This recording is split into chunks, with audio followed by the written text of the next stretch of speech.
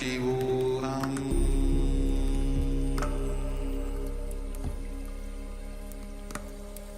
Om Nityananda Paramashivoham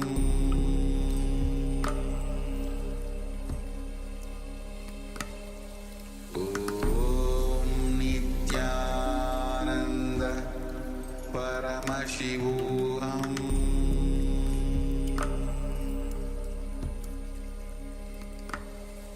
Om Nityananda Paramashivoham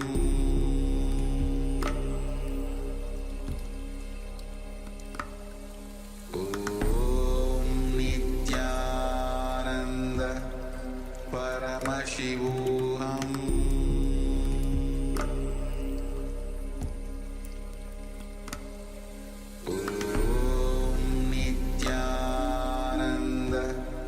Paramashivoham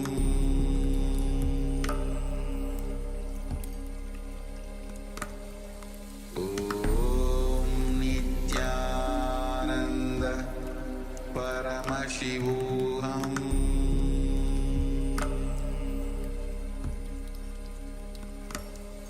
Om Nityananda Paramashivoham Paramashivoham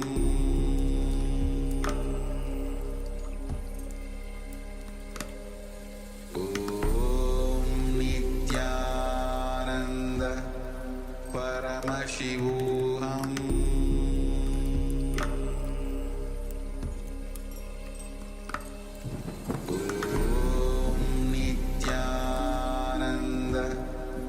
Paramashivoham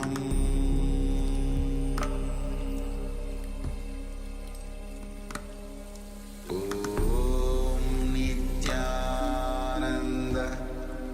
Paramashivoham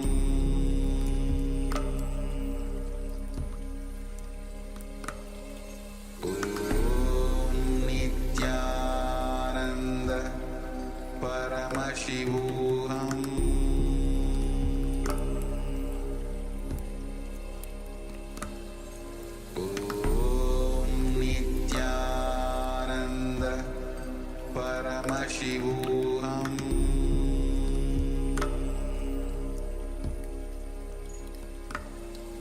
Om Nityananda Paramashivoham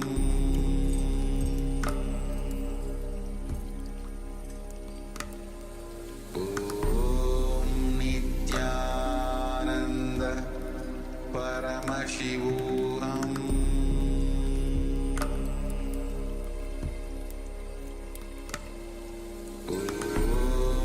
Nityananda Paramashivoham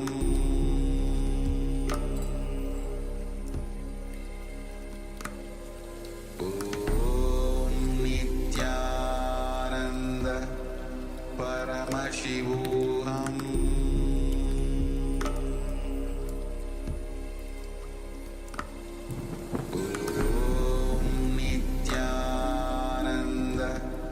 Paramashivoham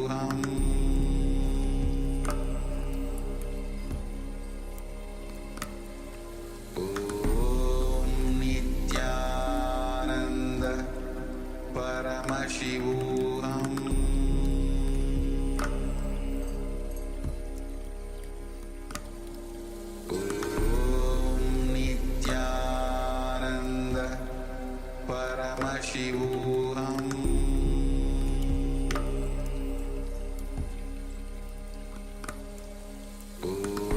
Om Nityananda Paramashivoham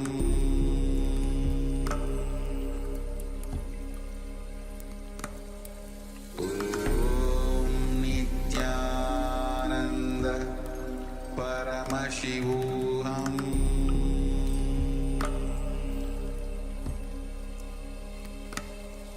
Om Nityananda Paramashivoham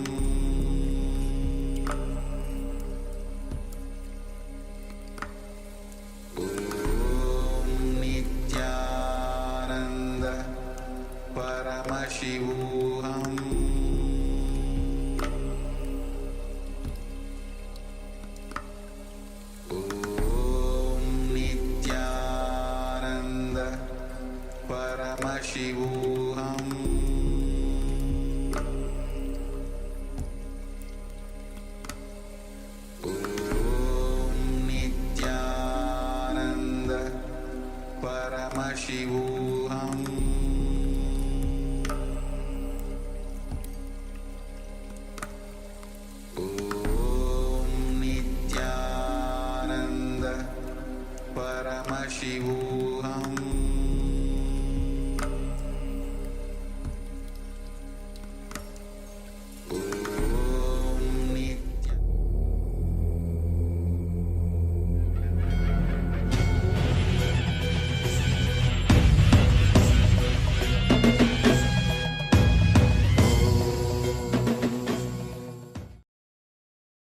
Welcome to the Pratama Vinyasa Krama 108 asana sequence of Nityananda Yoga.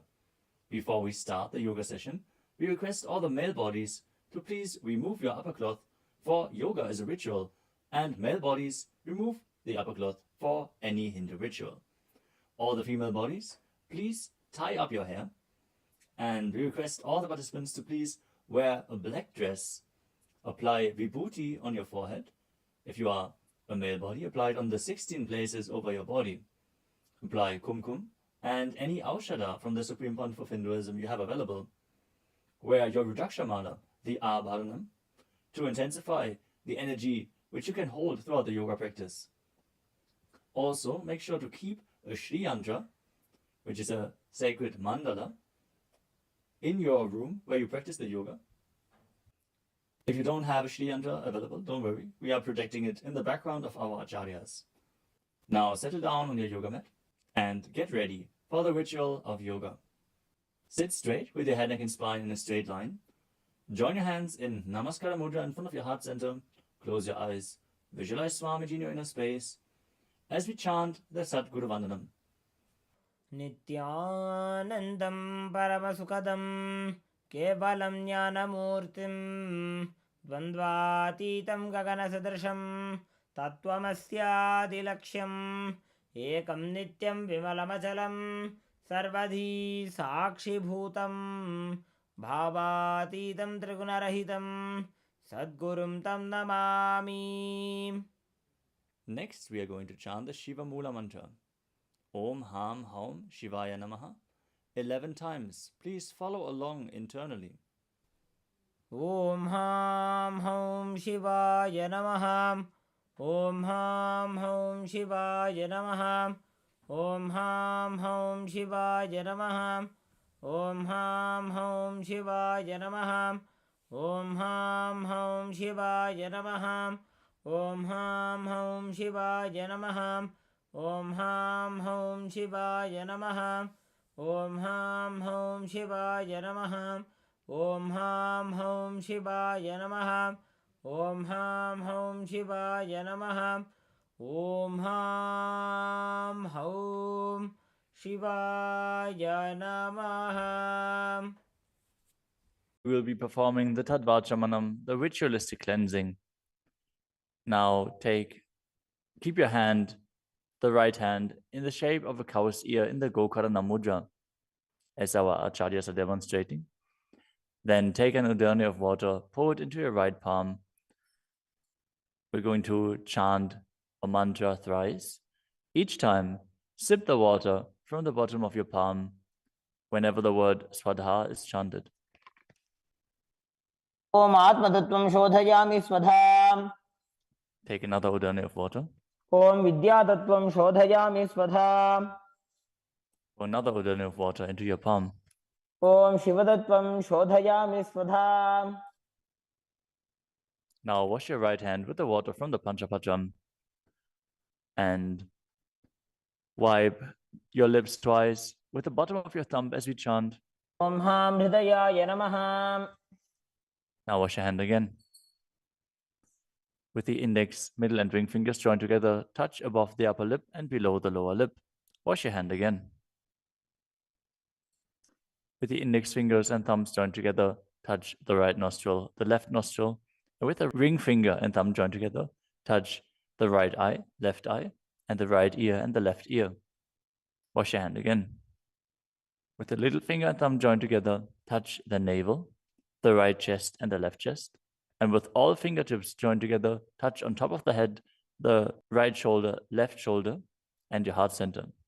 Now wash your hand again. As you clasp the right hand over top of the left, place both hands on the right thigh. Set the sankalpa, the conscious resolution, what it is that you want to manifest today. in today's Nityananda Yoga session as we chant the Sankalpa mantra. ॐ ममोपात्त समस्त दुरितक्षयद्वारा भगवत् श्री नित्यानंद परमशिव प्रीत्यर्थम श्री नित्यानंदेश्वरी परमशिव शक्ति समेत श्री नित्यानंदेश्वर परमशिव प्रीत्यर्थम च अद्य पूर्वोक्त एवं गुण विशेषेण विशिष्टायाम् अस्यां शुभदितौ पूर्ण आरोग्ययुक्त दृढ़गात्र यौगिक शरीर सिद्ध्यर्थम परमशिव शक्ति आविष्करणार्थम नित्यानंद योगाभ्यासं करिष्ये. Now wash your hand once more as we chant. Om अपौपस्पृश्य. Keep your Panchapatram and Udani out of harm's way as we are getting ready to start the yoga. Now sit in a comfortable cross-legged position with your head, neck, and spine in a straight line. Bring the index fingers and thumbs joined together on top of the knees in Bindu Mudra. Engage the three bandhas, the energy locks, which are contracting the perineal region and pulling it in and up. The Uddiyana Bandha, the stomach lock, contracting your stomach muscles and pulling your stomach in and up towards your spine. And the Jalandhara Bandha, the throat lock, tucking your chin to the chest and internally contracting your throat muscles.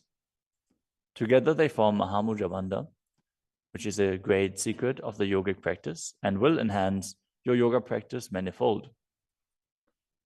Next up is the visualization. Hold the visualization for the right context of each of the asanas. The first visualization is Lord Shiva. You will always be able to see the visualization in the top right corner of the screen. So whenever you don't know how the visualization looks, you can just check the screen. Next up is Samana Kumbhaka. Now fill your stomach with prana as you meditate on a flame in your stomach, kindling the prana and raising up your spine. Chant the japa soham and visualize it rotating around your throat until the nectar oozes out into your body. Let us now perform the first asana, which is Sukhasana. तत्सुखासनमित्युक्तम् अशक्तस्तत्समाचरेत् आसनं विजितं येन जितं तेन जगत्त्रयम्. The next asana is Parvatasana.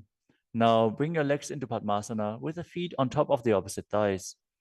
Then bring your palms together in Anjali Mudra and raise them up above your head, keeping your elbows straight.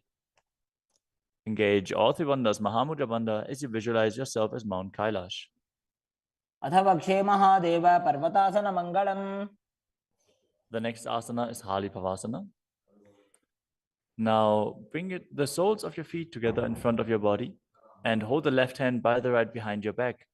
As you lean forward and place your forehead on the ground behind your heels. Engage all three bandhas as you gaze to the nose and visualize Swamiji in your inner space. पूर्वविधियाहु मे जानो उभयपकतले सम्पुटठानो.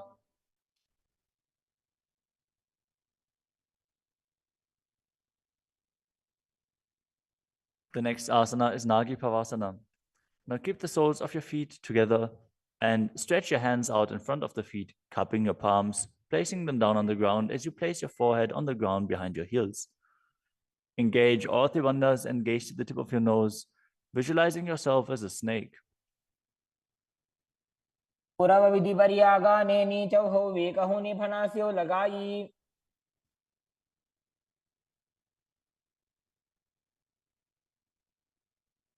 Next up is Kokilasana.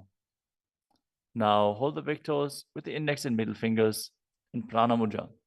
Then raise the legs up straight and then cross them into Padmasana, leaning forward and down onto your elbows. Engage all three bandhas as you visualize yourself as a bird. न्यदासनं वक्ष्ये yen Sidho भवेन्नरः. The next asana is Neti Asana. Now place one ankle on top of the opposite knee as you hold onto the opposite elbows. Engage all three bandhas, rotate your arms in a circle and gaze to the nose, visualizing Swamiji in your inner space, and after some time change the direction of the movement. घोड़ा बामा पादगी आशमाहिली सोये दक्ष चरण को वार लोता परिकुल्फ समोय.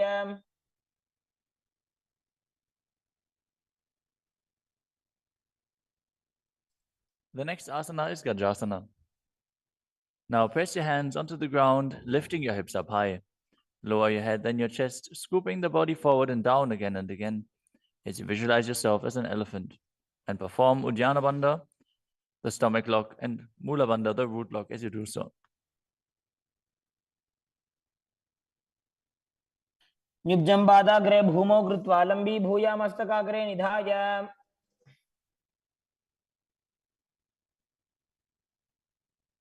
The next asana is Vrikshasana. From the same position, alternate pressing the heel of one foot into the ground while lifting the other heel up. Visualize yourself as a bear as you keep Uddiyana Bandha and Mula Bandha engaged. एकैकं पादमाकुञ्च्य गजासनं कुर्यात् वृक्षासनं भवति. The next asana is Vaishyasana. Now stand tall on the mat with the tips of the on the tips of the big toes, with all other toes raised off the ground. As you keep your head, neck, and spine in a straight line, and bring your index, middle, and ring fingers to the heart center in Hridaya Mudra. Visualize Swamiji in your inner space and perform Uddiyana Bandha and Mula Bandha. केशेन पादयुगलं बद्ध्वा तिष्ठेत अधोमुखः.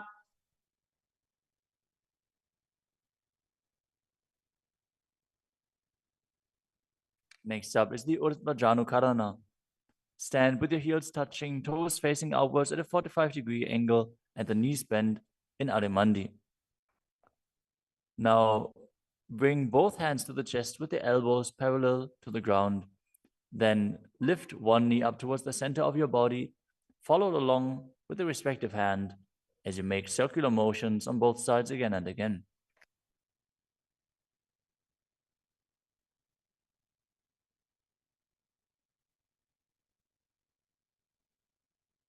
The next asana is Balalingasana. Now interlace your fingers from the outside in Sarvashankari Mudra and hold on to one knee, pulling it up towards your chest. Keep your head, neck, and spine in a straight line and visualize yourself holding a baby as you engage all three bandhas, Mahamudra Bandha.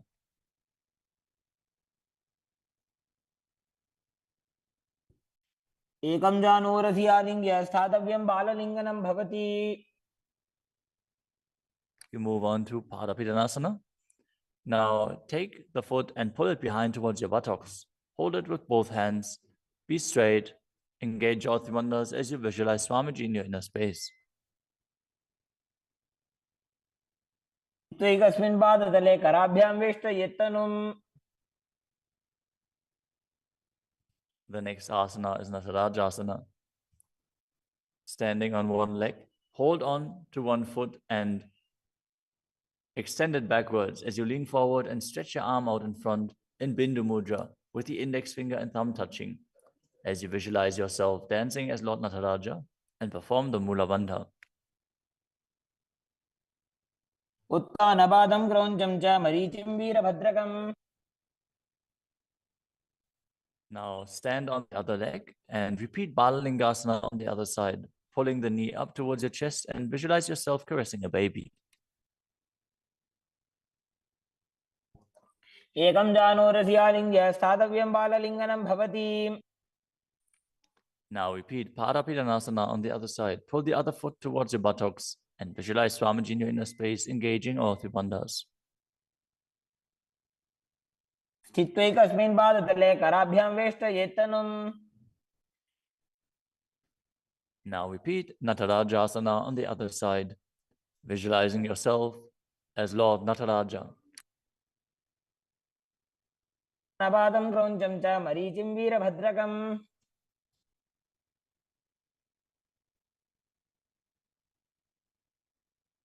Next up is the Ardha Rechita Karana. From Arimandi position, bring the right foot behind the other with the toes down and the heel up. Keep the left hand at the chest and swing the right arm back and forth, gracefully moving the fingers one by one.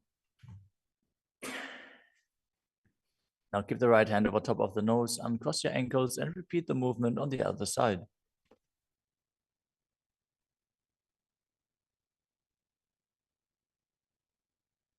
Next up is the skeleton dance. Now, visualize yourself as a skeleton as you shake your body intensely.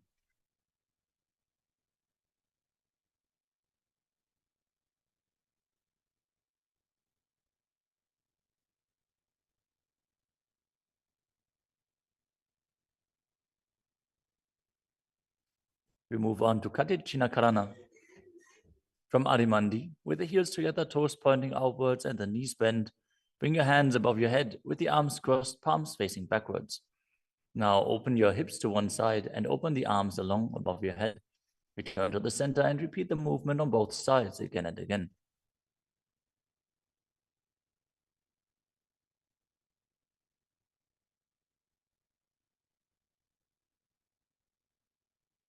The next asana is Tadasana. Now stand tall on the tips of the big toes as you raise your hands up above your head, beside your ears. Engage all three bandhas. Visualize yourself as a palm tree as you internally chant the new japa Shivoham. महामुद्राबद्ध कोनो ताड़ासन विभेदकान. Next up is Uttanasana. From a standing position, lean forward and down, bringing your hands flat to the ground.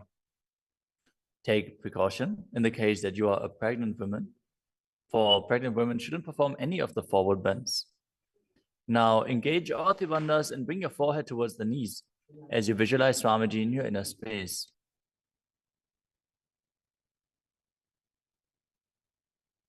महामुद्राबद्ध कोनो ताड़ासन विभेदकान. The next asana is Tadam, the plank position. Now lower your body down onto your arms and feet as you tuck your chin to the chest and rotate your head from side to side, contracting your perineal region. Visualize Swamiji in your inner space. Keep breathing in the Samana Kumbhaka, filling your stomach with prana and visualizing a flame rising up your spine. गजासनवस्थित्वा मस्तकं वारं वारं दक्षिणकुक्षिं सव्यकुक्षिं नजेत्. The next asana is Bhujangasana. Now lower your entire body down onto your stomach as you keep the toes pointing backwards and your hands next to the chest. Now raise your head up using the strength of your lower back. Don't lift your body any higher than your belly button up. And open your mouth wide as you inhale through the hollow of your throat in Bhujangani Mudra. Visualize yourself as a cobra as you perform the Mula Bandha. अंगुष्ठनाभिपर्यन्तम् अधो भूमौ विनिन्यसेत्. The next asana is Shasasana. Now push your body up back into the plank position and alternate bringing one knee in towards your chest back and forth as you visualize Swamiji in your inner space and calmly breathe through your nose in Sahajra Kumbhaka. जासन संस्थितो जानुद्वयमाकुञ्च्य वारं वारं कर्तव्यं शशासनं भवति. The next asana is Rathasana. From a tall plank position, place one foot in between the two hands as you simultaneously jump one foot back and bring the other one in between the hands. Alternate again and again as you visualize yourself as a chariot. गजासन संस्थितो एकैकं पादं पुरोमार्गेण भ्रामयित्वा कर्तव्यं रथासनं भवति. The next asana is Viravatrasana. Now keep one foot flat on the ground with the toes pointing forwards and the knee bent at a 90-degree angle. Now extend the other leg back, keep the knee straight and the toes pointed outwards. Raise your arms up parallel, pull the stomach in and up and gaze to your third eye, visualizing yourself as Lord Virabhadra as you perform Uddiyana Bandha and Mula Bandha. आशिष्टमतकौण्डिन्यमूर्धकुक्कुटमेव च. Now exchange the position of your feet and repeat Viravatrasana on the other side. समतकौण्डिन्यमूर्धकुक्कुटमेव च. The next asana is Vrikshasana, the tree posture. Now stand and bring one foot to the inner thigh as you bring your palms together in Anjali Mudra and raise them up above your head. Keep your elbows straight as you gaze forward and visualize yourself as a tree. अमोरमूलदेशे च याम्यं पादं निधायतु. The next asana is Garudasana. Now bring the raised leg to the opposite hip Join your hands in namaskar mudra in front of your heart center as you visualize yourself as Lord Garuda and engage the Mula Bandha. गरुडासनमावक्ष्ये येन ध्यानं स्थिरं भवेत्. Now stand on your other leg and repeat Vrikshasana on the other side. वामोरुमूलदेशे च जाम्यं पादं निधायतो. Now repeat Garudasana on the other side, keeping the standing leg as straight as a rod and visualizing yourself as Lord Garuda. गरुडासनमावक्ष्ये येन ध्यानं स्थिरं भवेत्. The next asana is Trikonasana. Now stand and step one leg forward and the other one far back, keeping the front toes pointing forwards and the back toes facing sideways. Now bring your hands parallel to the ground and lean forward and down as you keep one hand down and the other one raised up. Gaze upwards, visualizing yourself as a triangle as you perform the Mula Bandha. उत्तानपादं क्रौञ्चं च मरीचिं वीरभद्रकम्. Exchange the position of your feet. Step the other leg forward as you repeat Trikonasana on the other side. उत्तानपादं क्रौञ्चं च मरीचिं वीरभद्रकम्. Next up is the Nikutaka Karana. From Arimandi position, heels touching, toes pointing outwards and the knees bent, raise one heel off the ground and bring your hands in front of the heart center with the palms facing each other. Now stump the rest heel to the ground, raise the other heel up and exchange the position of your hands again and again.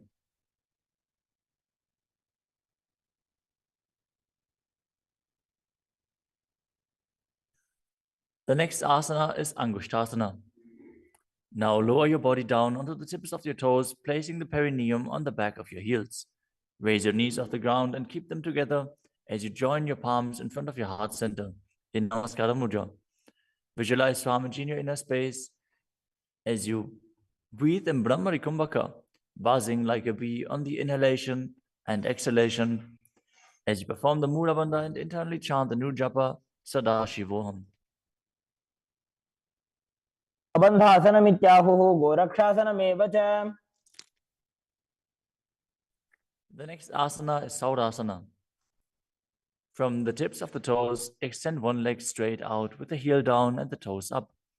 Keep your fingers down on the ground by the sides with the palms facing forward in Vara Mudra. Visualize Swamiji in your inner space as you perform the Mula Bandha. प्रसार्य एकं पादतलं संस्थाप्य त्वेकपादकम्. The next asana is Vidunanasana. Now, from Saurasana, lean forward and hold on to the big toe in Prana Mudra. As you hold the back heel with the other hand, balance. Visualize Swamiji in your inner space and perform the Mula Bandha. गुल्फस्थितो पादमेकं प्रसार्य तत्पादाग्रं संस्पृश्य तत्करेण.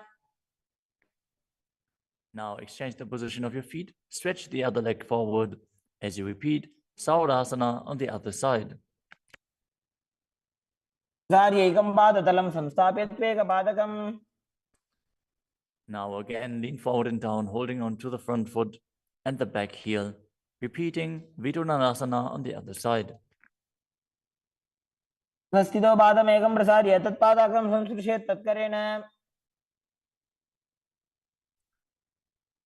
The next asana is Brahmajarankushasana. As you keep the toes on the ground and the perineum placed on top of the heels, which I raise off the ground, keep a gap between your legs and place the back of your hands on top of the respective knees. Contract the perineal region and tuck your chin to the chest as you gaze in between the two hands in Shambhavi Mudra, with eyes opened wide, unblinking, actually gazing within. As you visualize Swamiji within and perform the Jalandhara Bandha and Mula Bandha. द्वौ भणापाणि होय वैसे एड़ी mail रघुदानि वैसे. The next asana is Kapilasana. Now drop your knees to the ground with the toes tucked behind, sitting your perineum on the heels.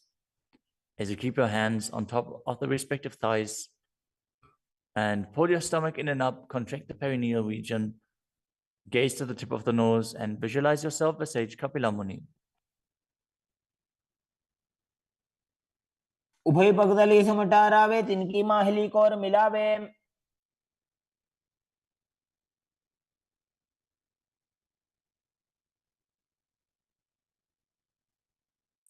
The next asana is Bhadragodakasana.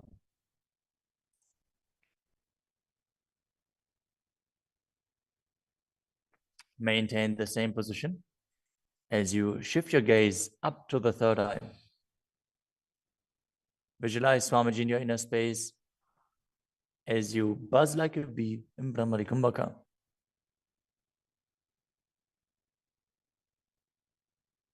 दो भूपगदली संपुट करे कोरवारली भूपरि धरे.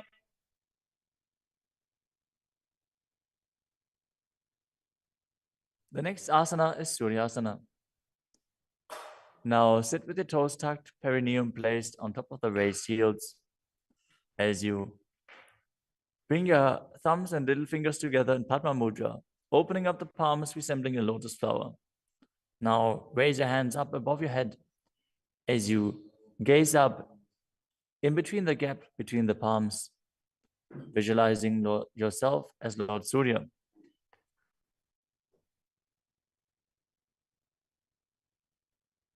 AD दो गुदातरी आने फना पानी बैठक अब निठाने. The next asana is Mandukasana. Now sit with the toes flat, perineum on the heels. As you keep your hands on top of the knees, lift the tongue up against the roof of your mouth. As you catch the nectar of immortality dripping from the Sahasrara chakra with your frog tongue, as you visualize yourself as a frog in Manduki Mudra. Gaze to your third eye, breathe calmly through your nose in Sahaja Kumbhaka as you perform the Mula Bandha. तलो पृष्ठ देशे अंगुष्ठे द्वे च संस्पृशेत्.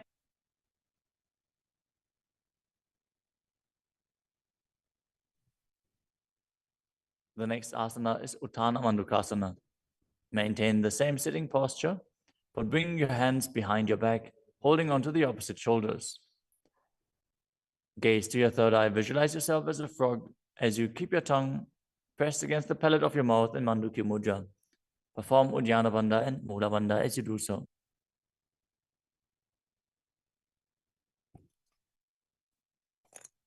मंडूकासन मध्यस्थं कुर्पराभ्यां धृतं शिरः. The next asana is Simhasana. Now cross your ankles and sit on your feet.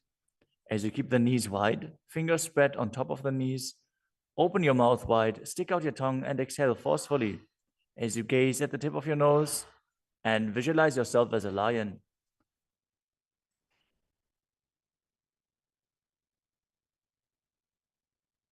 दक्षिणं सव्यगुल्फेन दक्षिणेन ततेतरम्.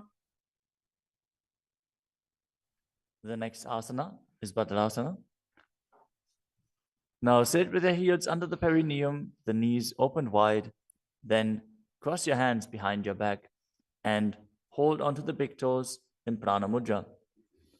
As you gaze at the tip of your nose, visualize Swamiji in your inner space and return to buzzing like a bee in Brahmari Kumbhaka. गुल्फौ च वृषणस्याधो व्युत्क्रमेण समाहितः. The next asana is Kakapusandi Asana. Now squat and keep the feet flat on the ground as you keep your knees open wide and bring your arms in and around the raised knees. Interlace your fingers behind your back if you can.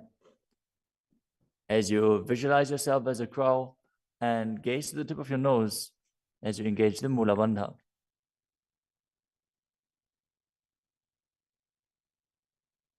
प्रथमे वेशक उपदठाने दो गोहा तपगमी च आने. The next asana is Kanipavasana. Now keep the palms on the floor, shoulder width apart. Bring your knees onto the back of your arms towards your armpits. Lean forward, raise your feet off the ground as you visualize Swamiji in your inner space and balance on your arms. को गुण आशी दुष्टता होई तो आछी होई. The next asana is Kapali asana. Now place your hands on the ground, shoulder width apart. Bring the top of your head onto the ground. Please take precautions if you have any neck injuries or high blood pressure. Any of the inverted postures. Now bring your knees onto the elbows, your hips over the shoulders, and straighten your legs up as you gaze to the nose and visualize Swamiji in your inner space. Isha धरती टेकी पग दो वो मिली बा ऊंचा करे.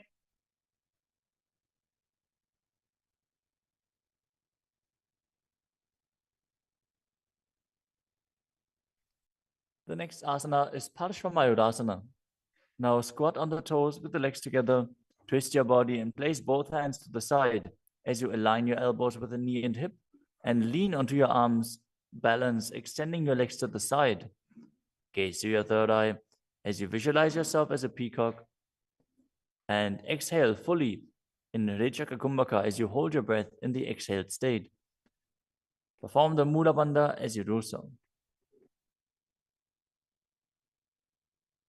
मयूरं दंडवत् कुर्यान् मायूरं दंडनामकम्. Now, twist your body in the other direction and repeat Parshvamayurasana on the other side. मयूरं दंडवत् कुर्यान् मायूरं दंडनामकम्. The next asana is Bhairaganathasana. Now place both hands on the ground, shoulder width apart. Stretch your legs back straight into Tadam, the plank position.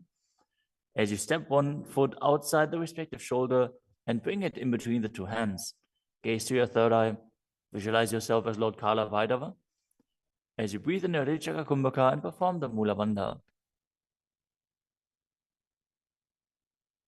आसन की गुण पीती जागी. Now step the front foot back and step the other foot outside the shoulder in between the hands. Gaze to your third eye in Shambhavi Mudra with the eyes open wide, unblinking, as you visualize yourself as Lord Kala Bhairava.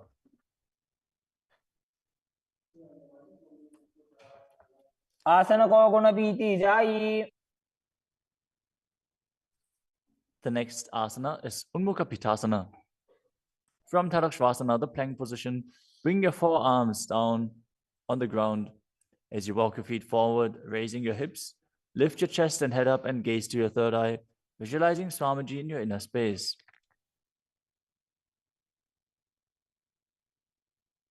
भून्यस्थो जानुनी हस्तो चतुष्पदम वाङ्मुखम्.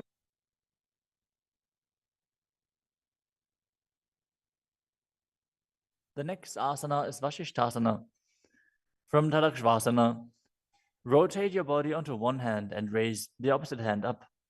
Keep the balancing hand directly beneath your shoulder as you raise your hips and gaze up towards the sky, visualizing yourself as Sage Vashishta as you perform the Mula Bandha. ऊर्ध्वकुक्कुटवासिष्ठ मरीचिहलमत्स्यकम्. Now twist your body in the other direction. Balance on the other hand as you repeat Vashishthasana.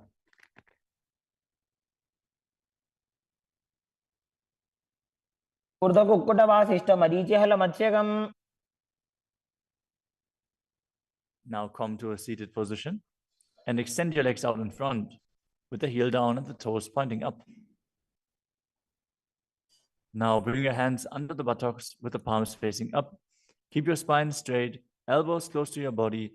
Tuck your chin to the chest. Contract the perineal region. As you gaze to the nose, visualize yourself as Lord Hanuman and internally chant the new japa Mahasada-shivoham.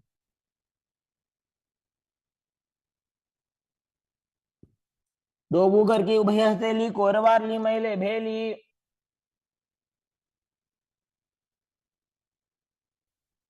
Next up is Paschimottanasana. Now visualize Swamiji in your inner space as you lean forward and down, holding onto the big toes in Prana Mudra. Perform Mahamudra Bandha, all three bandhas engaged, and exhale all the air from your lungs in Rechaka Kumbhaka. जानो Burrill लाटन्तो पश्चिमं दानमुच्यते. The next asana is Ugrasana, with your legs straight. Interlace your fingers behind your neck. Lean your chest forward and down, bringing your head to the knees by the strength of your core. Engage all three bandhas as you visualize Kali in your inner space. शुभानिभ्यां दृढं धृत्वा जानुभरि शिरोन्यसेत्. The next asana is Marichi asana. Now, sit with the legs extended, bring one heel to the groin with the knee raised, and reach your arm in and around the raised knee as you clasp your hands behind your back. Bring your chest to the thighs, head to the knee, and visualize yourself as Sage Marichi. उत्तानपादं क्रौञ्चं च मरीचिं वीरभद्रकम्.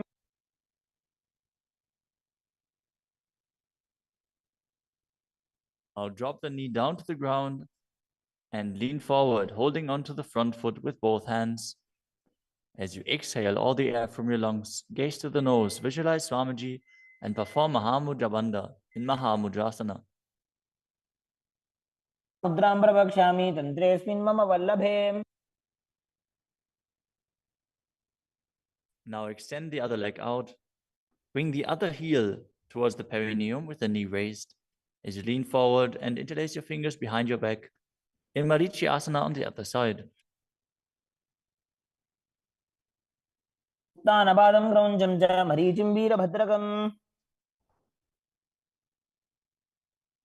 Now drop the knee down, lean forward, hold onto the foot, engage all three bandhas, repeating Mahamudrasana on the other side. महामुद्रां प्रवक्ष्यामि तन्त्रेऽस्मिन् मम वल्लभे. The next asana is Bhadrasana 2. As you sit and bring the soles of the feet together, with your heels close to the perineum, keep your knees wide, hold your feet firmly with both hands, and maintain a straight spine as you gaze to the nose and visualize Swamiji in your inner space. उल्भौ तु वृषणस्यादः सीवन्त्याः पार्श्वयोः क्षितेत्.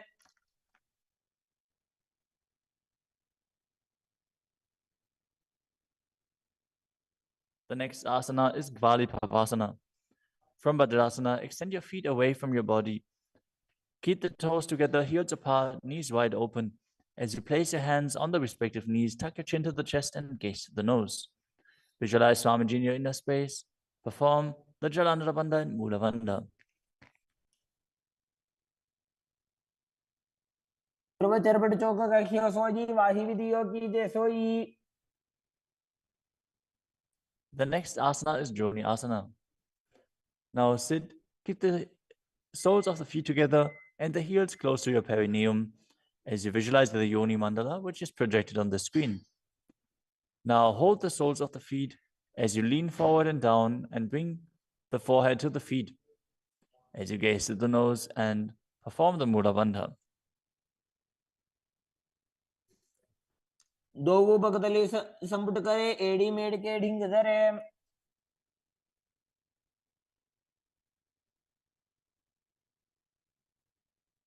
The next asana is Midaki Pavasana. As you sit and keep the heels together, toes apart and the knees wide, lean forward and down and extend your hands out to the side. Keep the palms facing down on the ground to the sides as you bring your forehead to the ground behind your heels. Gaze to your nose, visualize Swamiji and perform the Mula Bandha. पूर्व विधि परिबगदली संपुट शोल एड़ी मिली राशे. Next up is Siddha Samadhi Asana. Now sit and keep the toes together, heels apart, as you bring your arms below the shins, extend them out to the sides and keep the palms facing up. Bring your forehead to the ground above your feet as you bring your toes near your throat if you can. Gaze to the tip of your nose, visualize Lord Surya in your inner space and perform the Mula Bandha. दोगो बगदली संपुट करे शोले मेड़ आगा में धरे. Next up is Chinaki Pavasana. Now sit and keep the heels together, toes apart, as you hold the feet and open them up like a book, bringing the backs of your hands onto the ground and the elbows pressing down on the thighs. Gaze to the nose and visualize Swamiji in your inner space. दो बगागी AD धरती मगिवा मेढ़ लगावे. The next asana is Chadapata Chukasana. Sit and bring the soles of the feet together with the heels at your perineum. Open the knees and place your hands on top of the knees as you gently press them down. Pull your stomach in and up, gaze to your third eye as you visualize Swamiji in your inner space. दो बगदली संपुट धारे आगा ने करजार पसारे.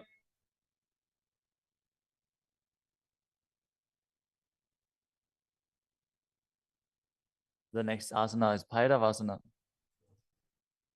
Now sit and bring the soles of the feet together with your knees open wide. Lift the heels up and bring the toes down onto the ground. As you keep your knees on the ground, pull your stomach in and up and place your hands on the knees in Bindu Mudra. Gaze to your third eye as you visualize yourself as Lord Kala Bhairava. उल्भव संवेद्य जान्योन्यं विक्रमेणोत्थितं शनैः. The next asana is Samanasana. Now sit with one heel at the perineum. Lift and hold the other foot, pulling the sole of the foot to your chest. Gaze to your third eye as you perform the Mula Bandha and visualize Swamiji in your inner space. समान आसनमावक्षे सिद्धमन्त्रादि साधनात्.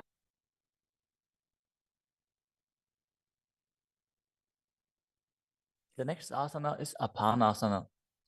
As you sit, place one leg on top of the respective shoulder and raise the other foot upwards and straight. Keep the hands on the ground to the sides as you gaze to your third eye and visualize Swamiji in your inner space.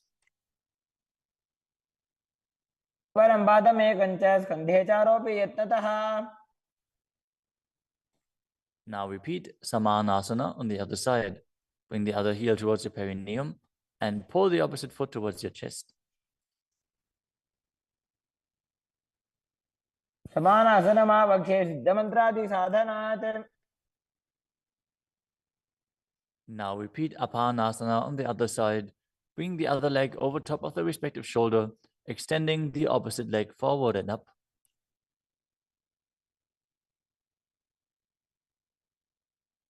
परं पादमेकञ्च स्कन्धे चारोऽपि यत्नतः.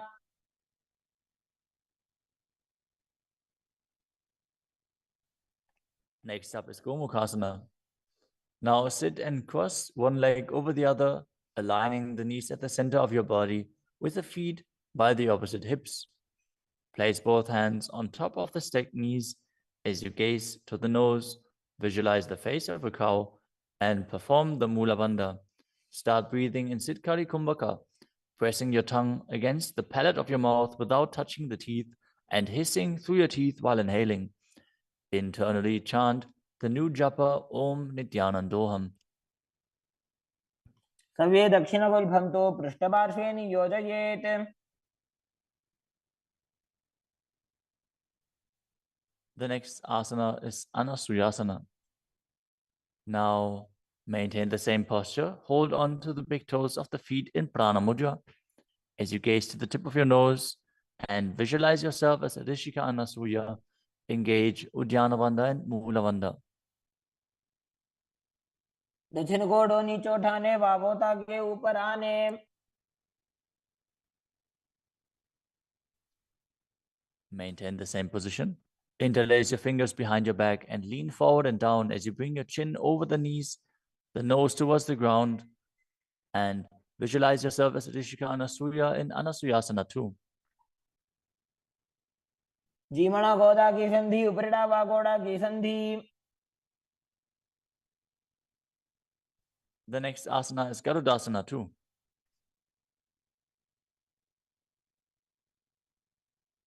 Now sit on the ground with one heel pressed against the perineum. As you keep the opposite foot flat on the ground with the knee raised to your chest. Keep the hands on the respective knee. As you visualize yourself as Lord Garuda, gaze to the nose and perform the Mula Bandha. दावो बगमोडी AD माहिलो Gulf मूल द्वार नीचैदे.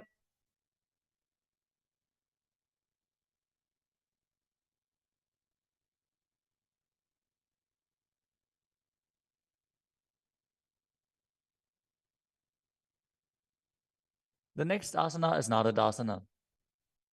Now, sit and place your perineum on top of one heel as you interlace your fingers behind your neck and twist your elbows outside of the raised knee. Gaze to your third eye and visualize yourself as Nadada as you perform the Mula Bandha. पिष्टि जवाम पगदली carry भूपरिता हिलगा बेफेरी. Next up is Matsya Pitakasana. Now place one foot on top of the opposite thigh. Wrap the respective arm around the knee, holding onto the opposite shin as you hold the big toes with the other hand in Prana Mudra. Visualize yourself as Matsya, the fish avatar of Lord Vishnu, as you perform the Mula Bandha. नवामाङ्गुष्टन्तो गृहीतं मध्यपीठकम्.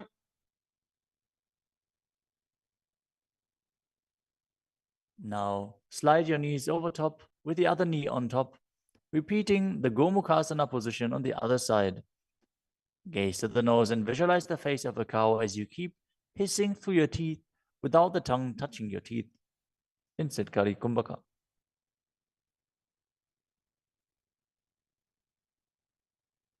सव्ये दक्षिणगुल्फं तु पृष्ठपार्श्वे नियोजयेत्.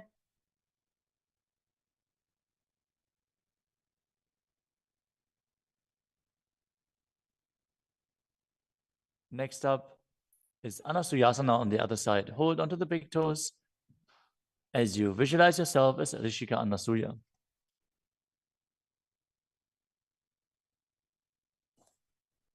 दक्षिण कोडो नीचो ठाने वावोताग्ये ऊपर आने.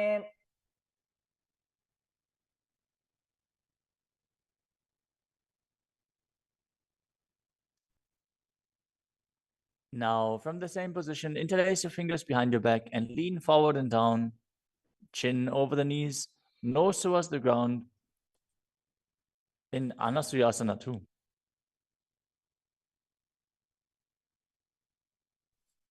जीमणा गोदा की संधि उपरिड़ा वागोड़ा की संधि.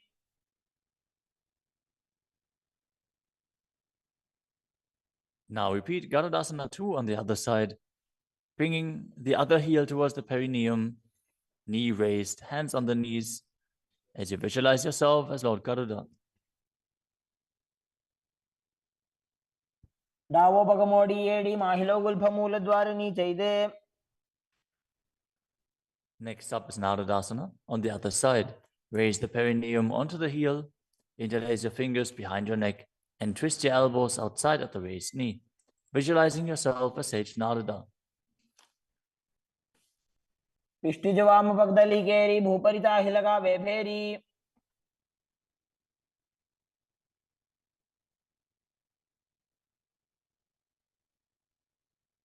Next up is Matsya Pitakasana on the other side. Now place the other foot on top of the opposite thigh. Hold on to the shin and the big toe of that foot as you visualize Matsya, the fish avatar of Vishnu. वामे नवामाङ्गुष्टन्तो गृहीतं मध्यपीठकम्. Next up is Matsindrasana. Now place one foot on top of the opposite thighs as you place the opposite foot on the ground, flat. Twist and bring the elbow outside of the raised knee. Keep your raised arm by the neck. Turn your head back and gaze to your third eye, visualizing Matsyendranath, the great sage and master of Hatha Yoga. उदरं पश्चिमाभासं कृत्वा तिष्ठति यत्नतः.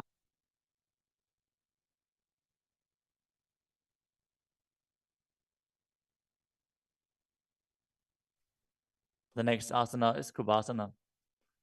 From Matsyendrasana, twist and bring your elbow outside of the raised knee as you extend your hand down to the foot, keeping the opposite hand at the respective ear. Twist your body back. Gaze back and up towards your third eye, visualizing yourself as a camel.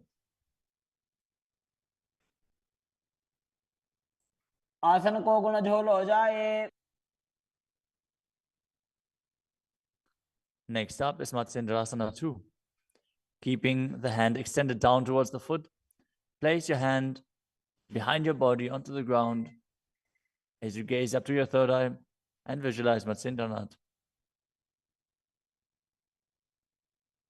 मत्स्येन्द्रपीठं जठरप्रदीप्तिं प्रचण्डरुक्मण्डलखण्डनास्त्रम् Now repeat Matsendrasana on the other side. Extend the other leg out. Bring the opposite foot onto the thigh as you twist your elbow outside of the raised knee and gaze back.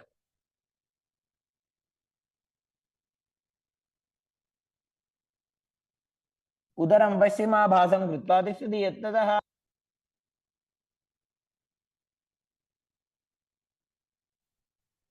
The next asana is Kubhasana on the other side. Now hold on to the front big toe in Prana Mudra as you keep the other hand towards the respective ear, gazing back and up towards your third eye and visualizing yourself as a camel. आसन को गुण झोलो जाए The hand to the ground behind you. Twist your body even further as you visualize Matsyendranath in Matsendrasana too.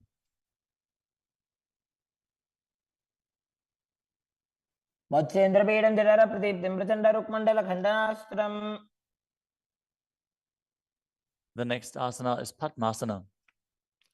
Now place your feet on top of the opposite thighs as you keep your palms flat on the respective knees. Engage all three bandhas, Mahamudra Bandha, as you gaze to the tip of your nose. Visualize yourself as Lord Shiva. Breathe in Sitali Kumbhaka, now pressing your tongue against the back of the teeth, hissing while inhaling as you internally chant the new japa Om Nityananda Mahasadaशिवोहम. आसनं द्विविधं प्रोक्तं पद्मं वज्रासनं तथा The next asana is Padmasana too. As you sit in Padmasana, cross your hands in front of your body and hold onto the big toes in Prana Mudra. Gaze to the nose, visualize yourself as Goddess Parvati, the consort of Shiva, as you perform the Mula Bandha. अनुचरणौ कृत्वा ऊरू संस्थो प्रयत्नतः The next asana is Kukutasana. Now sitting in Padmasana, place your hands on the ground between the two thighs as you lift your body up off the ground. Visualize yourself as a rooster as you breathe calmly into Sahadra Kumbhaka and perform the Mula Bandha. पद्मासनं सुसंस्थाप्य नान्बोरौरन्तरे करौ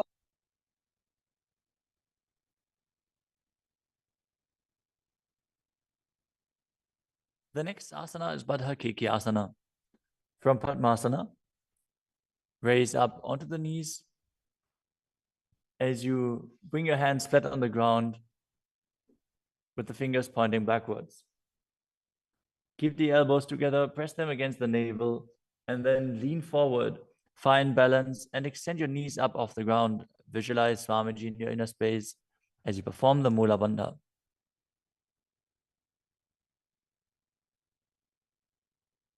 धरामवष्टभ्यकरद्वयेन तत्पूर्वपरि स्थापिता नाभिपार्श्वः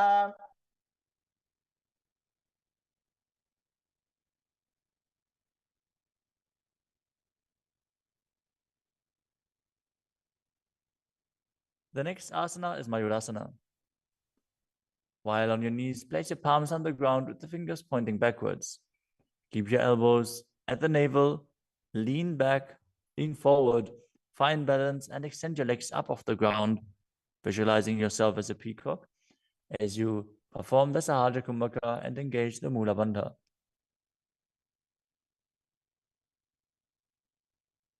अथ वक्षे Mahadev मयूरासनमुत्तमम्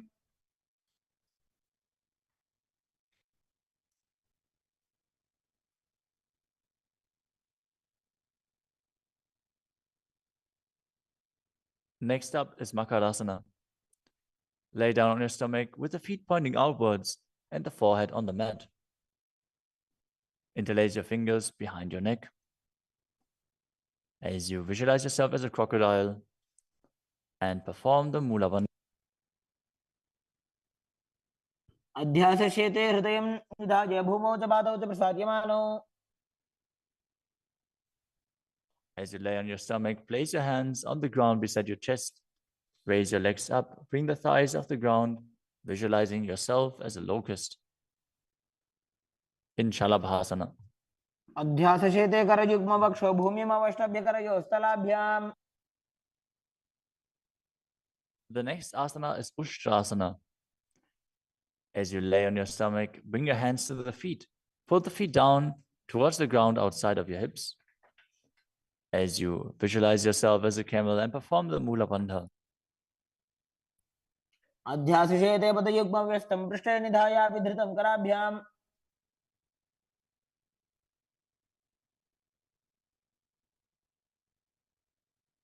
The next asana is Dhanurasana. From Ushtrasana, tighten the grip on your feet and kick the legs back and up as you lean forward and lift your chest off the ground. Gaze up to your third eye and visualize yourself as Pinaka, Lord Shiva's bow. Perform the Mula Bandha as you do so.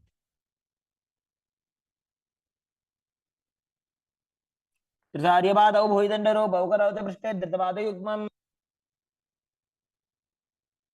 The next asana is Bhagasana. Now come to a kneeling position with your feet flat on the ground, sitting in between the two heels. Place your hands on top of the knees. Visualize Swamiji in your inner space. Breathe calmly through your nose in Sahasrara Kumbhaka. As you gaze to your third eye, contract the perineal region in Mula Bandha and internally chant Om Nityananda Paramashivoham. उल्टा मोड़ी पाओ तो वैसे बहुरो जगते करे कैसे. The next asana is Gohi Asana. From the kneeling position, place your elbows on the ground, shoulder width apart. As you interlace your fingers, bring your head towards the ground and hold it with your hands. Now raise your hips up. Walk your feet forward until your hips align with your shoulders. And then raise your legs up off the ground and pull the knees close to your chest. Try to touch your chin with the knees as you roll your body up in the inverted posture. Gaze to the nose and visualize Swamiji in your inner space. दो हाथ की कहुनी जोई पुनः कलाजी जाने दोई. Now, from Gohi Asana, extend your legs up straight into Shirshasana. Gaze to the nose and visualize Swamiji in your inner space as you perform the Mula Bandha. विपरीतं मण्डलं च द्विधैव विदितं हिनः. Gently lower your body down and come to a seated posture. Now sit with your hands behind your calves and stretch your legs up. Bring your forehead to the knees as you come to a vertical position with your legs. Visualize Swamiji in your inner space and perform the Bhastika Kumbhaka, rapidly exhaling from your diaphragm, pushing the air out without inhaling, like the bellows of a blacksmith. We're going to perform Bhastika Kumbhaka for the next few asanas, so keep your core engaged and rapidly breathe through your nose. दो हाथ पग बाहर आने घोड़ा तरे का कसीठा ने. The next asana is Parighasana. Now sit and extend your legs out and up at a 45-degree angle. Bring your hands behind. Hold the opposite shoulders as you keep the chest upright, legs straight, toes pointed. Gaze to your third eye as you visualize yourself as a mace.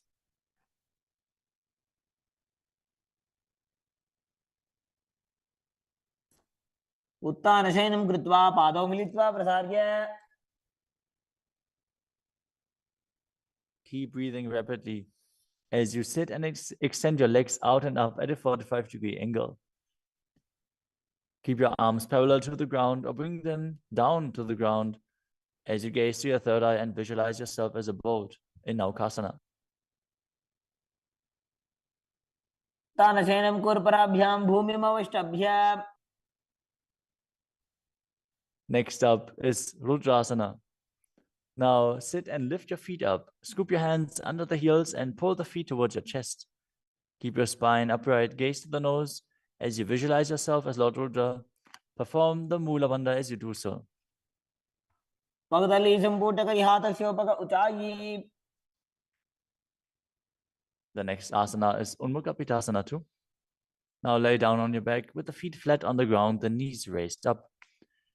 Bring your palms down to the ground with the fingers just touching the back of your heels. Lift your hips up high, press the feet into the ground as you tuck your chin to the chest, gaze to the nose, and visualize Swamiji in your inner space. ऊर्ध्वे च जानुनी कृत्वा शवित्वोर्ध्वमुखं तथा उत्थाप्य हस्तौ तिष्ठेत्तु पीठ उन्मुखनामके. Now lower your body down flat onto the ground. Keep the palms facing up next to your hips. As you contract the perineal region and forcefully pull the Kundalini Shakti up along your spine towards your Sahasrara chakra in Shakti Chalan Mudra. Relax.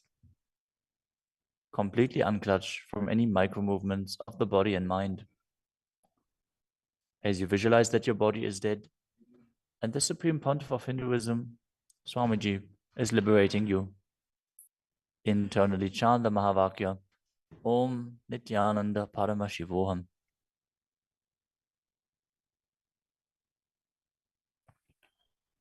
उत्तानं शववद्भूमौ शयनं तोषवासनं शवासनं श्रान्तिहरं चित्तविश्रान्तिकारकम्. ॐ नित्यानन्द परमशिवोऽहम् ॐ नित्यानन्द परमशिवोऽहम् ॐ नित्यानन्द परमशिवोऽहम् ॐ नित्यानन्द परमशिवोऽहम् ॐ नित्यानन्द परमशिवोऽहम् ॐ Nityanand Paramshiva.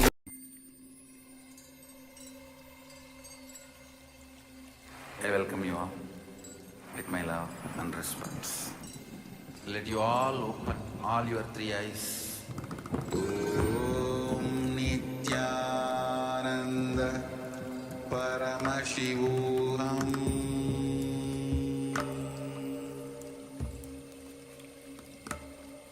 Om Nityananda Paramashivoham.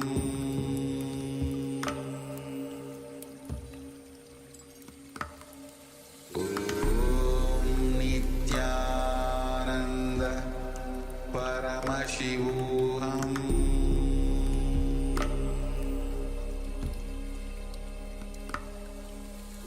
Om Nityananda Paramashivoham. Om Nityananda Paramashivoham.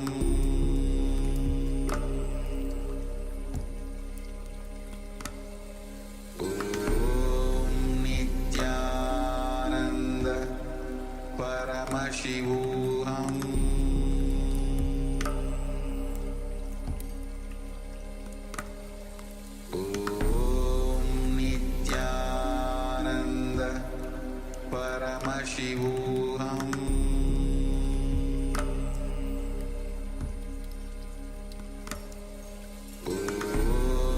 Nityananda Paramashivoham.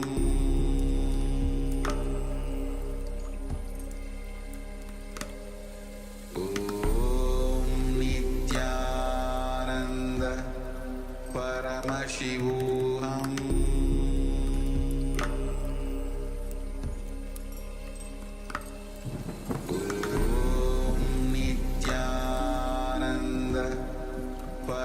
Paramashivoham.